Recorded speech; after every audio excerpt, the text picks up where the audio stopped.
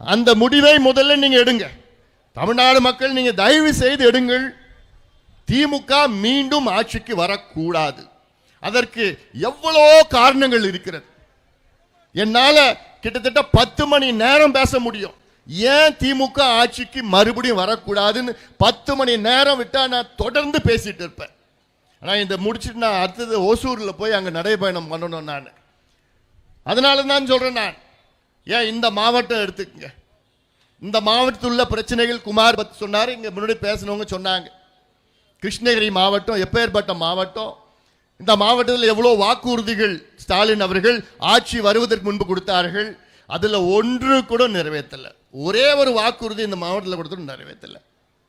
இந்த மாவட்டத்தில் மா விவசாயிகள் 1,00,000 ஏக்கர் மா சாகுபடி செய்கின்ற மாவட்டம் இந்த மாவட்டம் கிருஷ்ணகிரி மாவட்டம். 1,00,000 ஏக்கர்.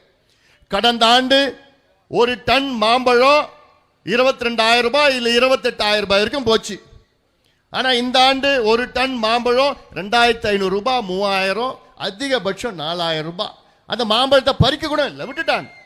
ஆனா அதை பறிச்சு எடுத்துட்டு போய் அது கூலி கூட ஆகல. இந்த மாங்கூழ் செய்யறவங்க எல்லாம் ஒரு மாஃபியா. சொன்னாங்க 500 கோடி இல்ல 2,000 கோடி இவங்க கும்பல் சம்பாதிச்சிருக்கிறது. இதுக்கு உடந்த யாருன்னா திமுக உடந்த. இதே போன்று தான் கர்நாடகாவில் ஆந்திராவில் என்ன பண்ணிருக்கிறாங்க அந்த கவர்மெண்ட்ல. இதே நிலை தான் நங்கையும். ஆனா அந்த கவர்மெண்ட்ல அவங்க அரசு ஊக்கத்தொகை 4,000 ரூபாய் ஒரு டன்னு மாம்பழத்துக்கு கொடுத்தாங்க. அது கவர்மெண்ட்டியா? அது ஆட்சியா? ஆந்திராவில் சந்திரபாபு நாயுடு ஒரு டன் 4,000 ரூபாய் ஊக்கத்தொகை கொடுத்து அங்கே கிட்டத்தட்ட 6,000 ரூபாய்க்கு ஒரு டன் மாம்பழத்தை அங்க விவசாயிடம் வாங்கி கிட்டத்தட்ட 10,000 ரூபாய் ஒரு டன். பரவாயில்ல. இங்க 4,000 ரூபாய், 3,000 ரூபாய், 2,500.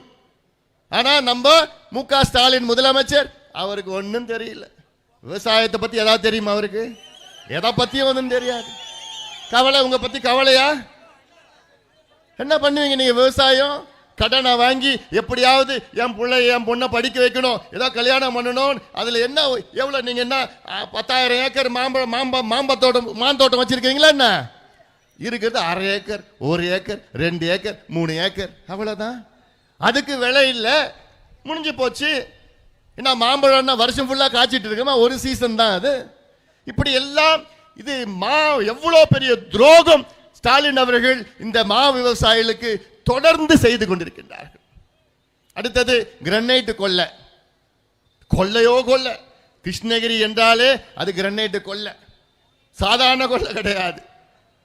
அதுல எவ்வளவு பிடிச்சி ஏதோ பிடிச்சாங்களா, இவங்க ஆட்சிக்கு வந்து பிடிச்சாங்களா, பிடிச்சி எவ்வளவு அபராதம் கொடுத்தாங்க தெரியுமா? 321 கோடியா அபராதம். எதுக்கு?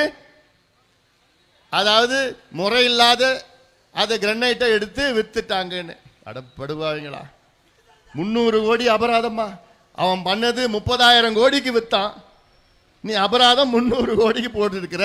அந்த 300 கோடியும் இன்னைக்கு எவ்வளவு தெரியுமா கட்டிருக்கிறாங்க? ஃபைன் கட்டிருக்கிறாங்க 20 லட்சம். அந்த 300 கோடி கட்டுறதுக்கு 321 கோடி கட்டுறதுக்கு அவங்க தவணை முறையில் கட்டலாமா? இஎம்ஐல கட்டுவானுங்க போல இருக்குது. அடுத்தது எது?